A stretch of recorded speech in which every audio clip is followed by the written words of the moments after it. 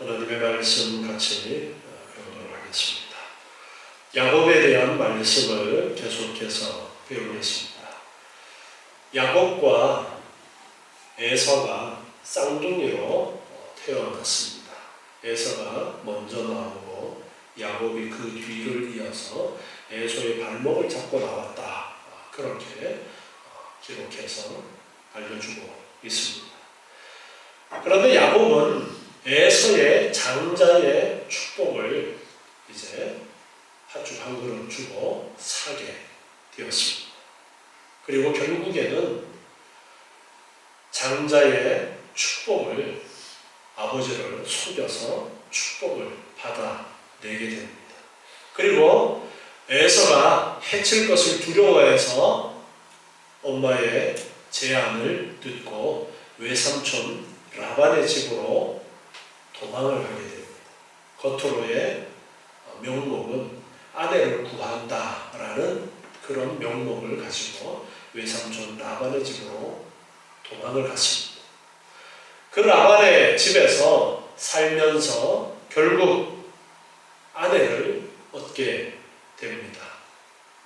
라헬과 레아를 아내로 얻게 되는데, 그런데 아무것도 자기의 소유가 없었습니다.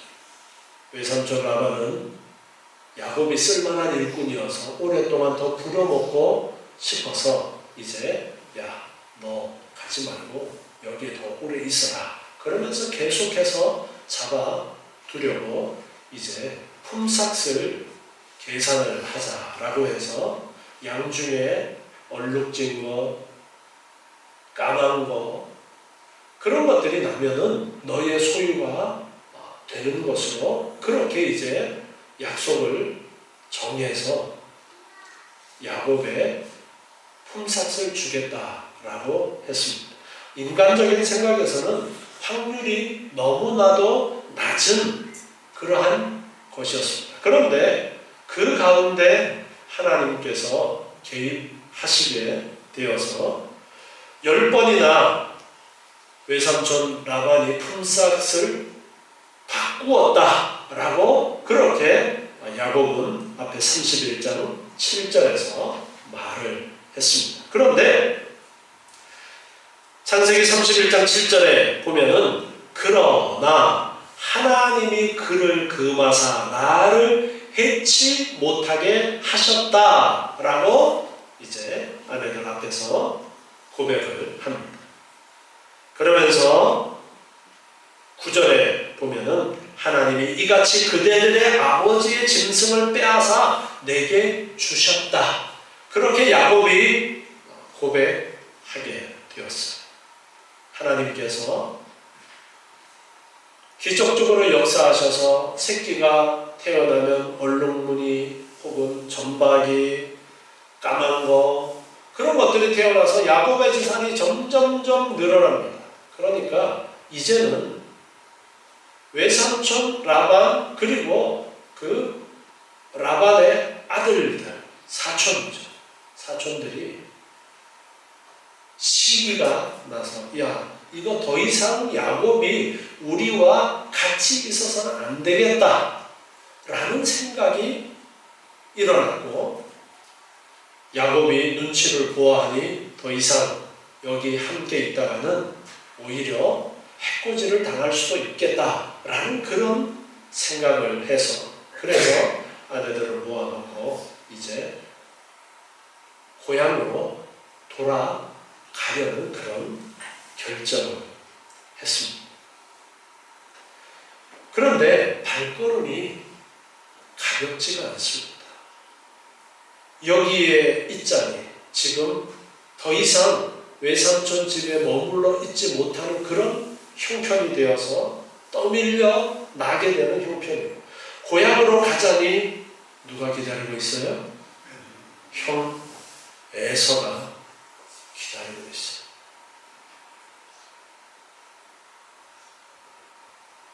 그럼에도 불구하고 하나님께서 나타나셔서 돌아가라 라는 말씀을 주셔서 이제 출발을 하게 되는데요. 32장 1절에 보니까요.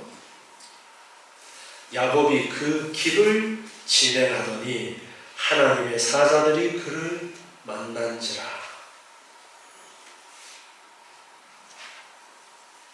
하나님의 사자들이 야곱을 만났어요.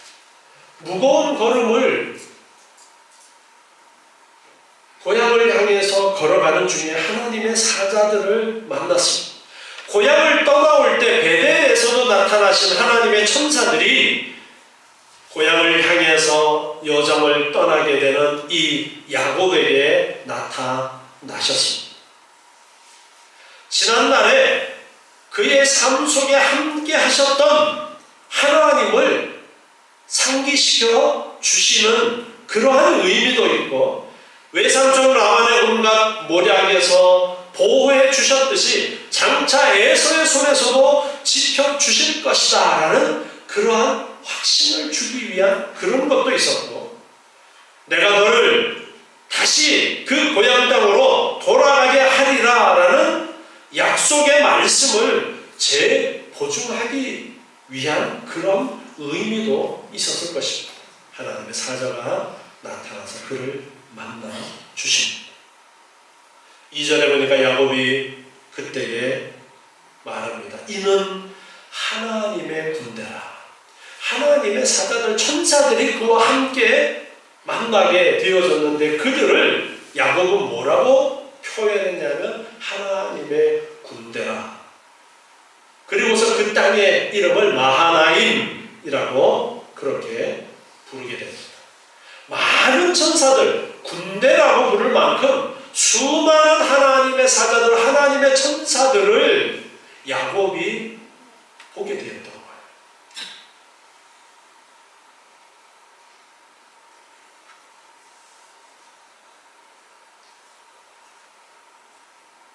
야곱에게는 문제가 많았지만 계속해서 하나님의 은혜가 그를 따르고 있습니다.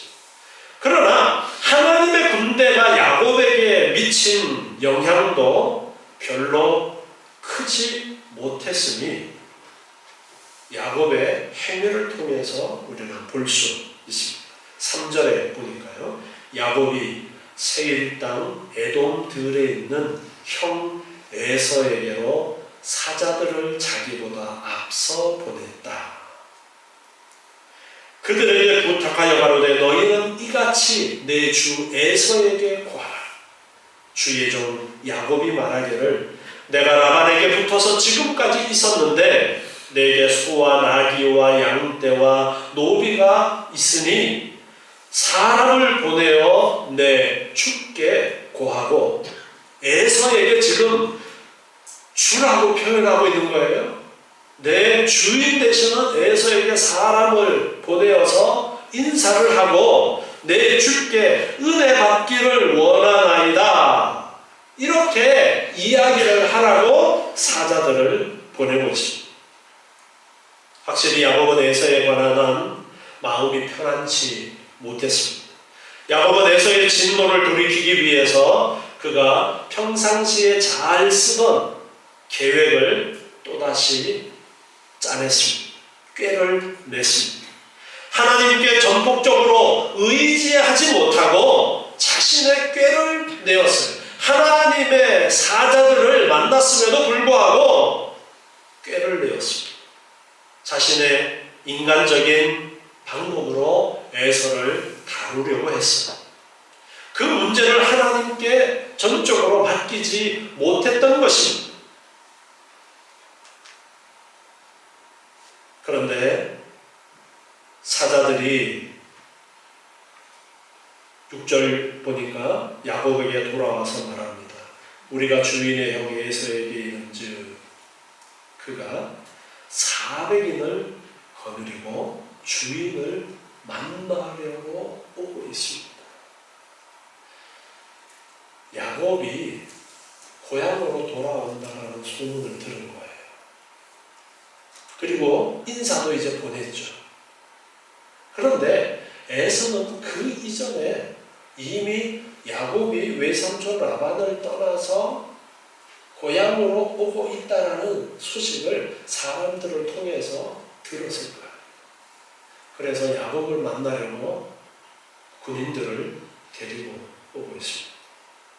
에서가 군대를 데리고 지금 야곱을 만나러 오는 이 상황 속에 에서의 마음이 어떤 마음을 가지고 야곱을 만나러 오는 것일까? 지금 여기서는 밝혀지지 않고 있지만 나중에 보면은 에서가 마음이 야곱 오기만 해라, 죽여야지, 그런 마음으로 지금 야곱을 향해서 오는 것이 아니다라는 것을 알 수 있는데요.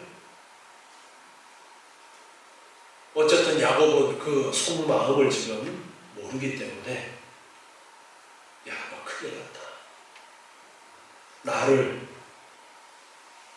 죽이려고 군대를 400명이나 데리고 지금 오고 있구나. 그렇게 생각을 했어요. 그리고 야곱이 심히 두렵고 답답했다. 그렇게 7절에서 기록하고 있습니다. 그리고서는 다시 계획을 짜냅니다. 하나님을 의탁하는 것이 아니라 자기의 머리를 또 짜내요. 7절에 보니까 자기와 함께한 종자와 양과 소와 약대를 두 떼로 나누고서 에서가 와서 한 떼를 치면 한 떼는, 남은 한 떼는 도망치겠다. 이런 계획을 짜고 있습니다. 야곱은 언제나 이렇게 꾀를 내는 사람이었어요. 꾀를 내어서 지금까지 살아왔어요. 외삼촌이 품삯을 계산할 때도 얼룩무늬 태어나도록 하려고 뭐 했어요? 나무 껍질 벗기고. 그게 과학적인 방법도 아님에도 불구하고 어떻게 해서든지 꾀를 내어서 뭔가를 하려고 했던 야곱이었어요. 그는 선물로 형 에서를 달래려고 했습니다. 야곱이 믿은 것은 하나님이 아니라 선물이었던 것입니다. 예레미야 17장 9절 말씀에 보면은요, 예레미야 17장 9절에서 만물보다 거짓되고 심히 부패한 것은 마음이라. 타락한 인간이 가지고 있는 그 마음은 부패한 것이다. 하나님을 전적으로 의지하기보다는 인간의 방법을 생각해내는 그러한 것이 인간의 모습이다라는 것을 가르쳐 주십니다. 자신이 고안해낸 계획에 의존하고 있습니다. 우리가 하나님을 의지하고 있다고 상상하거나 또는 그렇다고 우리 자신들을 설득시키려고 하면서 실질적으로는 자기 계획을 의지하고 있는 경우가 많습니다. 9절부터 보면 야곱이 기도하는 내용이 나옵니다. 창세기 32장 9절에 보니까요, 야곱이 또 가로되 두 때로 지금 나누고서 기도합니다. 나의 조부 아브라함의 하나님, 나의 아버지 이삭의 하나님 여호와여, 주께서 전에 내게 명하시기를 내 고향 내 족속에게로 돌아가라, 내가 내게 은혜를 베풀리라, 그렇게 말씀하셔서 지금 내가 이제 고향 땅으로 돌아가려고 하는데, 나는 주께서 주의 종에게 베푸신 모든 은총과 모든 진리를 조금이라도 감당할 수 없사오나 내가 내 지팡이만 가지고 이 요단을 건너서 외삼촌 집에 갔는데 지금은 두 때나 이루었습니다. 내가 주께 간구하오니 내 형의 손에서 에서의 손에서 나를 건져내시옵소서. 내가 그를 두려워하오면 그가 와서 나와 내 처자들을 죽일까 겁냅니다. 주께서 말씀하시기를 내가 정녕 내게 은혜를 베풀어 내 씨로 바다에 셀 수 없는 모래와 같이 많게 하리라, 그렇게 하나님 말씀하지 않았습니까? 지금 야곱은 답답한 마음에 이렇게 하나님께 기도하고 있습니다. 하나님의 약속을 근거로 해서 기도하고 있습니다. 그러나 야곱의 기도는 아직 이 땅의 것을 구하는 그런 기도를 하고 있습니다. 당장 눈앞에 있는 문제를 해결하기 위한 기도에 지나지 않습니다. 하나님의 약속을 들먹이면서 기도를 들어주십시오. 그렇게 간구하고 있어요. 그렇게 기도하면서 한편으로는 에서를 위해서 꾀를 또 짜냅니다. 13절에 보니까요, 야곱이 거기서 이제 격려하고 잠을 자고 밤을 보내고 나서 그 소유 중에서 형 에서를 위하여 예물을 택합니다. 400명이나 지금 군사 데리고 온다는 말을 듣고서는 예물을 준비해서 선물 공세를 하려고 합니다. 암염소가 200이요 숫염소가 20이요 암양이 200이요 순양이 20이요 전나는 약대 낙타가 30마리 그리고 그 새끼 암소가 40이요 황소가 10이요 암나귀가 20이요 그 새끼 나귀가 10이라 그것을 각각 때로 나누어서 종들의 손에 맡기고 그 종들에게 말합니다. 나보다 앞서 건너가서 각 때로 산 거가 뜨게 하라. 나보다 앞서 가는데 때를 나누어서 몇 개 때로 이렇게 떨어지게 해서 가라고 보냅니다. 그가 또 앞선 자에게 부탁하여 가로되 내 형 에서가 너를 만나 묻기를 내가 네 사람이며 어디로 가느냐 내 앞에 것은 네 것이냐 그렇게 묻거든 대답하기를 주의 종 야곱의 것이요 자기 주 에서에게로 보내는 예물이오며 야곱도 우리 뒤에 있나이다 하라. 이렇게 선물을 보내서 에서의 마음을 누그러뜨리려는 이런 꾀를 또 내고 있습니다. 19절 계속 보니까요, 그 둘째와 셋째와 각 때를 따라가는 자에게 부탁하여 가는데 몇 때를 지금 나누어서 선물을 지금 보내고 있습니다. 너희도 에서를 만나거든 곧 이같이 그에게 구하고 또 너희는 말하기를 주의 종 야곱이 우리 위에 있다 하라.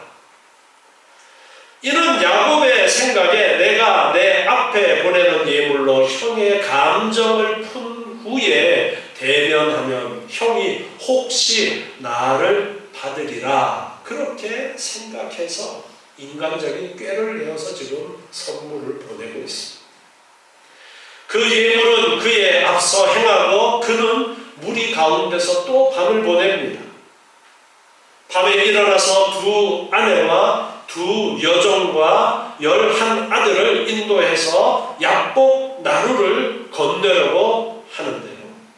그들을 인도하여 시내를 건너며 그 소유도 건너요. 먼저 모든 소유와 가족들을 약복강 건너도록 그렇게 했습니다.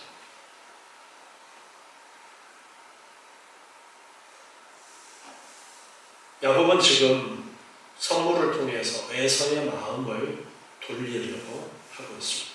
하나님, 나를 에서에게서 건져주십시오.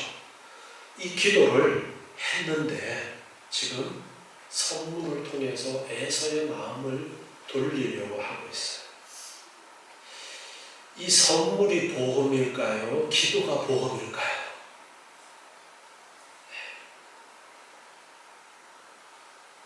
중복으로 보장되는 보험이에요, 둘 다. 이게 안 먹히면 저걸로, 저게 안 되면 저걸로. 둘 다 보장되면 더 좋고. 지금 현재 야곱이 하나님을 전적으로 의지하기보다는 이것도 의지하고 저것도 의지하는 그러한 지금 자세라는 것을 볼 수가 있어요. 하나님은 그저 내가 계획을 세웠으니까 하나님 잘 들으세요. 내가 이렇게 계획을 세워놨으니까 하나님이 이렇게 잘 되도록 도와주셔야 돼요. 알았죠? 마치 이런 식의 지금 기도를 하고 있어요. 여러분도 혹시 이 야곱처럼 그런 기도를 하고 있지 않습니까? 내가 다 계획해놓고 하나님 이 계획대로 하나님 이루어지도록 뒤에서 도와주셔야 돼요. 하나님의 뜻이 무엇인지, 하나님의 계획이 무엇인지에 대해서는 전혀 관심이 없고 내가 세운 계획대로 하나님 잘 도와주셔야 돼요, 그런 기도만 하고 있지 않습니까? 아무리 좋은 계획을 세워놓아도 지금 야곱의 마음은 편안하지가 않습니다. 확신이 없습니다. 두렵습니다.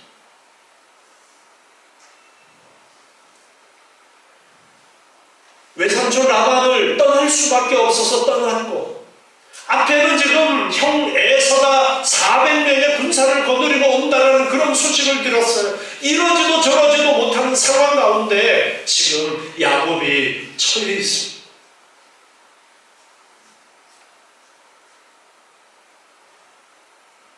창세기 32장 24절에 보니까 야곱은 홀로 남았더니, 야곱이 홀로 남았을 때에 하나님께서 다시 개입을 하시는데요. 어떤 사람이 날이 새도록 야곱과 씨름했다. 씨름을 건 것은 야곱이 아니라 하나님이었어요. 하나님이 야곱에게 씨름을 걸었습니다. 하나님이 그 씨름을 시작하셨어요. 그래서 이것을 야곱의 기도라고만 생각해서는 안 되고 하나님의 일하심이다, 그렇게 우리는 이 야곱의 씨름을 보는 눈을 가져야 됩니다. 호세아서 12장 1절부터 말씀을 보면요, 호세아 12장 1절에 에브라임은 바람을 먹으며 동풍을 따라가서 날마다 거짓과 포악을 더하며 아수르와 계약을 맺고 기름을 애굽에 보낸다. 에브라임이 지금 아수르와 계약을 맺고 애굽에 기름을 보내서 인간적인 방법으로 어떤 어려움을 해결하려고 하는 그 상황을 말씀하면서요, 여호와께서 유다와 쟁멸하시고 야곱의 소행대로 벌주시며 그 소위대로 보응하시리라. 야곱은 태에서 그 형의 발 뒤꿈치를 잡았고, 또 작년에 하나님과 힘을 겨루되 천사와 힘을 겨루어 이기고 울며 그에게 간구하였으며, 하나님은 베델에서 저를 만나셨고 거기서 우리에게 말씀하셨나니 저는 만군의 하나님 여호와시라. 여호와는 그의 기념치못이라. 그런즉 너의 하나님께로 돌아와서 인애와 공의를 지키며 항상 너의 하나님을 바라볼지니라. 야곱이 하나님과 씨름했던 그 일을 이야기하면서 하나님을 의지하지 않고 주변의 나라들을 의지해서 어려움을 해결하려는 당시에 이스라엘 백성들을 향해서 호세아 선지자를 통해서 하나님께서 하시는 말씀이 하나님을 바라보아라 라고 지금 말씀하시는 부분입니다.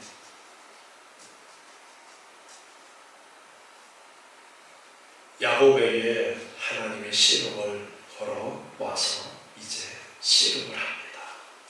다시 창세기 32장 25절에 보니까요, 그 사람이 자기가 야곱을 이기지 못함을 보고 야곱의 환도뼈를 치네, 이 허벅지 쪽에 엉덩이 뼈 쪽을 이야기하는데요, 야곱의 환도뼈가 그 사람과 씨름할 때에 위골을 되었더라. 그 사람이 가로되 날이 세려하니 나로 가게 하라. 야곱이 가로되 당신이 내게 축복하지 아니하면 가게 하지 아니하겠나이다. 야곱은 지금 씨름을 걸어온 존재가 누구인지를 잘 알고 있습니다. 그러면서 매달려서 계속해서 매달리고 있습니다. 그 사람이 그에게 말합니다. 내 이름이 무엇이냐? 가로되 야곱이니이다. 그 사람이 가로되 내 이름을 다시는 야곱이라 부를 것이 아니요 이스라엘이라 부를 것이니 이는 내가 하나님과 사람으로 더불어 겨루어 이기었음이니라. 너 이제 이름을 야곱이라 하지 말고 이스라엘이라고 해라.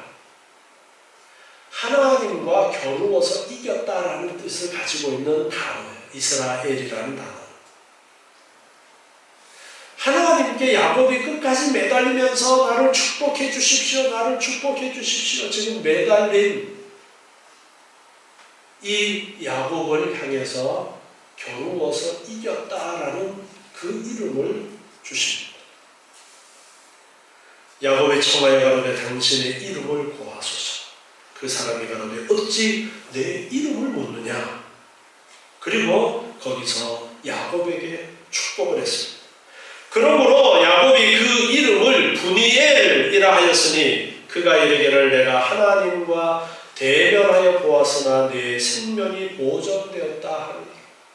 하나님을 보고 하나님과 씨름했는데 그런데 내가 죽지 않고 살아있게 되었다 해서 브니엘이라고 그 지역 이름을 그렇게 지었고, 그가 브니엘을 지날 때에 해가 돋았고 그 환도뼈로 인하여 절었더라 그렇게 말씀하십니다.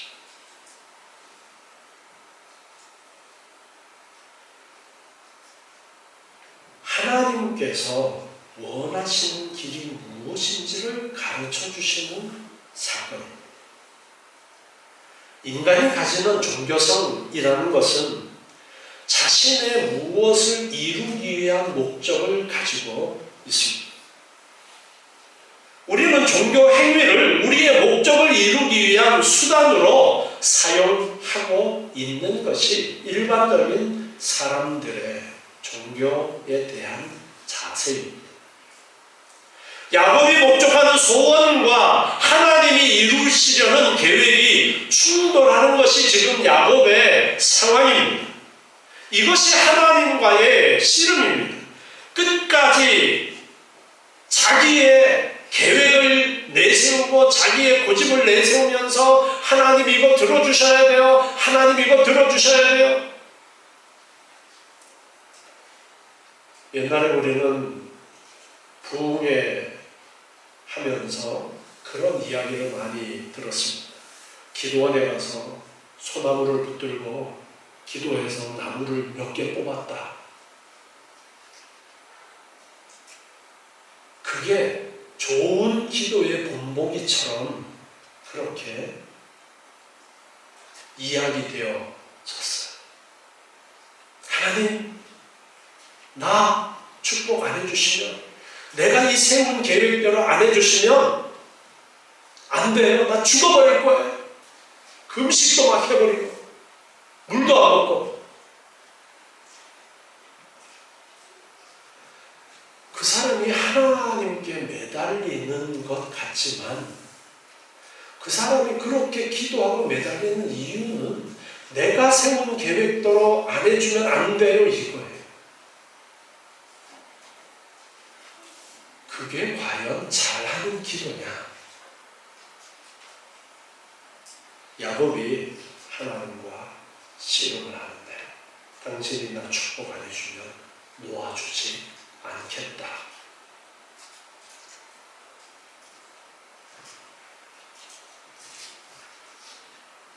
끝까지 야곱이 꺾이지 않자 그의 환도뼈를 치십니다.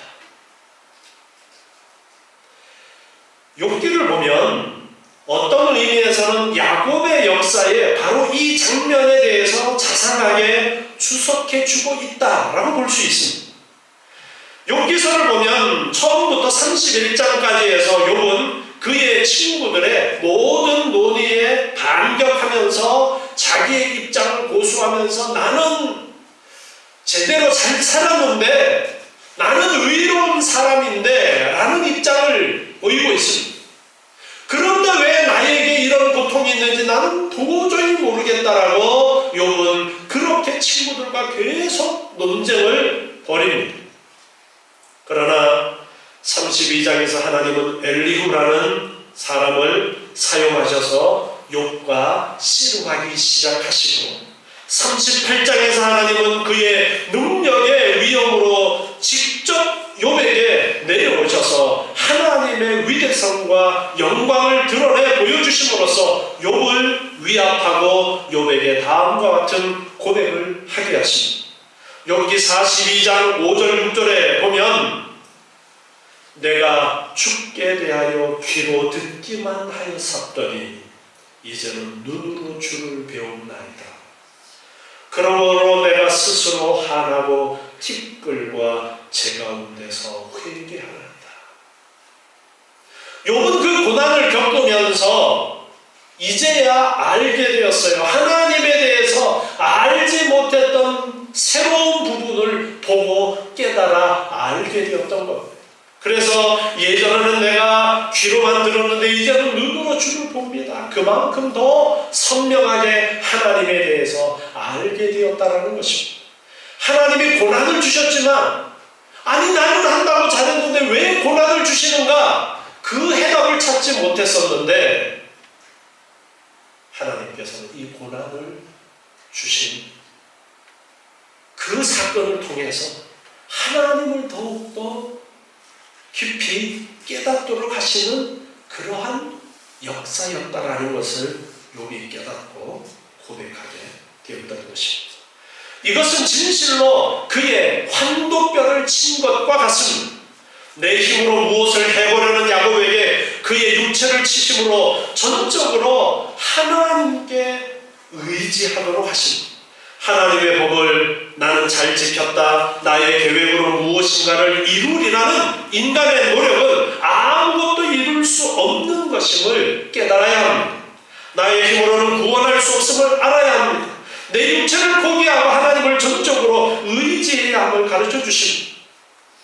타락한 인간의 노력으로서는 아무것도 할 수 없습니다.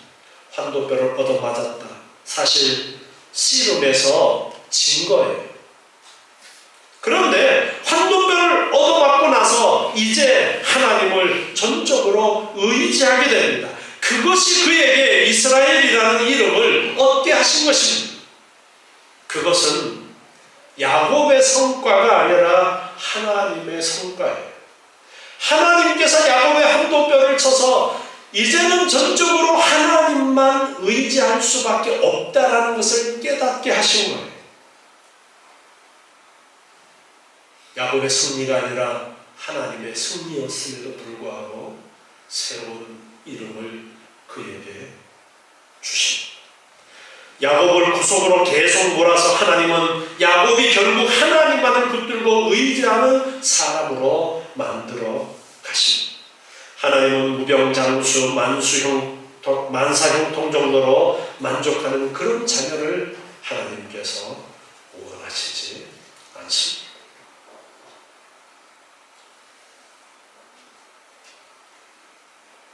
종에게는 한 가지만 잘하면 만족합니다. 그러나 자녀에게는 99가지 잘하는 것보다 못하는 한 가지를 가지고 트집 잡는 것이 부모의 마음입니다. 하나님이 그 자녀를 대하는 마음도 비슷합니다. 그래서 하나님 앞에 우리는 하루도 편할 수가 없습니다. 하나님이 끊임없이 잔소리하십니다. 총체적으로 하나님의 자녀답도록 만드시려는 하나님의 계획이 있으시기 때문입니다. 부모는 자식에게 잘했다라는 소리를 영안에서는 하지 않습니다. 갈 길이 멀기 때문에 계속해서 몰아붙입니다. 하나님의 변함없이 끈질기게 간섭하시는 하나님의 사랑이 야곱을 변화시키고 우리의 삶을 변화시키십니다. 야곱은 자기의 소원에 하나님 도와주십시오. 내 뜻대로 해주세요. 그렇게 매달리던 것에서 완전히 모든 것을 내려놓고 하나님을 전적으로 의지하면서 인간의 방법이 아니라 나의 계획, 나의 꾀가 아니라 하나님의 뜻하신 바대로 이루어지기를 원합니다라는 쪽으로 바뀌어지는 거예요. 창세기 33장 1절에 보니까요, 야곱이 눈을 들어보니 에서가 400인을 거느리고 오는지라. 그 자식들을 나누어 레아와 라헬과 두 여종에게 맡기고 여종과 그 자식들은 앞에 두고 레아와 그 자식들은 다음에 두고 라헬과 요셉은 뒤에 두고 자기는 이제 그들 앞에서 나아가되 몸을 7번 땅에 굽히며 그 형 에서에게 가까이 하니 에서가 달려와서 그를 맞아서 안고 목을 어긋맞기고 그와 입맞추고 피차 울었다.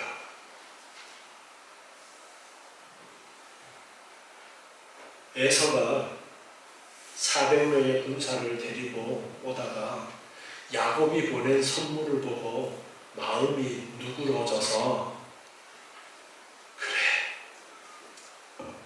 야곱 반가워 그렇게 한 거예요. 뒤에 읽어보면 에서는 그 야곱이 주는 선물 거기에 관심 없습니다.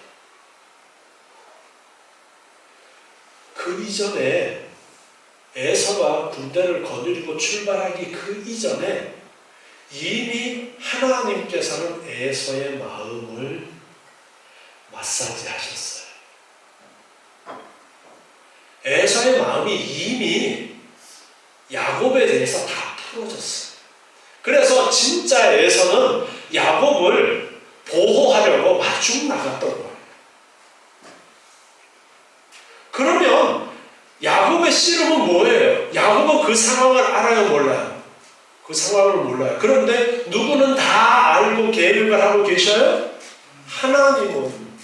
하나님은 이미 에서의 마음을 누그러뜨리고 다 모든 계획을 가지고 계시는 가운데도 야곱은 그 사실을 알지 못하고 하나님 앞에 하나님 나 도와주셔야 돼요. 그러면서 꾀를 짜는 하나님 내가 이 계획 세웠는데 이 계획대로 도와주셔야 돼요. 그러고 있는 거예요.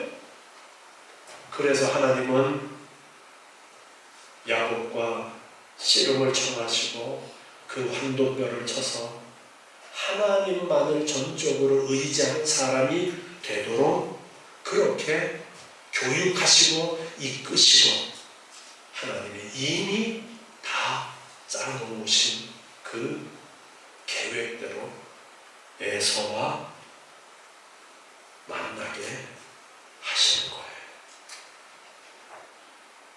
여러분, 하나님이 어떻습니까? 하나님이 이미 베델에서 사닥다리 보여주시면서 약속하셨던 그 약속을 이루시기 위해서 하나님은 진작부터 모든 것들을 계획하고 다 준비해 놓으셨던 겁니다. 이런 하나님이십니다. 이런 하나님이 우리를 택하셨고요. 그 계획 가운데 지금 우리의 삶이 있는 거예요. 우리는 아둥바둥하면서 나의 생각과 나의 계획을 이루려고 하지만 그러면서 하나님 도와주세요 그런 기도를 하고 있지만 하나님께서는 우리를 향한 더 크고 놀라운 계획을 이미 가지고 계심을 믿으시기 바랍니다. 그리고 그 하나님 앞에 나의 계획을 앞세우는 것이 아니라 기도하면서 하나님 제 소원이 이런 소원이 있는데 하나님의 계획하신 것은 무엇입니까? 하나님의 뜻하신 말은 무엇입니까? 내가 세운 이 계획이 꼭 이루어져야 돼요. 그것이 아니라 하나님께서 보시기에 가장 좋은 길로 이끌어 주시고 그 하나님의 계획하신 바가 내 마음에 흡족하게 받아들여질 수 있도록 이 부족한 내 마음을 하나님 움직여 주십시오. 그러나 아직까지 하나님의 뜻을 알지 못하는 가운데 제 소원하는 바는 이런 소원이 있습니다. 솔직하게 하나님 앞에 이야기할 수 있습니다. 그러나 하나님의 뜻이 내 앞에 펼쳐질 때에 그것이 내가 계획했던 일과 다르다고 해서 왜 하나님은 내 계획대로 안 해주시고 내가 원하는 대로 안 해주십니까? 그렇게 하는 것이 아니라 하나님의 뜻이 이것이었군요. 하나님 이제서야 제가 하나님의 뜻을 깨닫습니다. 이제서야 제가 하나님에 대해서 더 깊이 알게 됩니다. 라고 고백했던 욥처럼 하나님의 뜻을 받아들이고 감사하고 또 감사하고 전적으로 하나님을 의지하는 그러한 삶이 되어야 됩니다. 하나님이 우리를 사랑하시고 우리를 향한 귀한 계획을 가지고 계심을 아시고 전적으로 세상의 수단과 방법이 아니라 하나님만을 의지하시는 여러분 되시기 바랍니다. 기도하겠습니다. 하나님 감사합니다. 저희를 사랑하시고 창세전에 이미 저희를 택하시고 구속의 길로 오늘도 은혜 가운데로 인도하심을 감사합니다. 앞으로도 하나님께서 저희를 통한 놀라운 계획을 갖고 계시고 저희를 다듬으시고 성장시켜 주심을 믿습니다. 아버지 하나님, 하나님의 뜻을 깨닫고 더욱더 하나님을 의지하는 믿음 가운데로 저희를 이끌어 주시옵고 하나님의 자녀로서 부족함이 없이 하나님의 영광을 드러내는 복된 삶을 살아갈 수 있도록 주님 도와주시옵소서. 예수님의 이름으로 기도드려옵나이다. 아멘.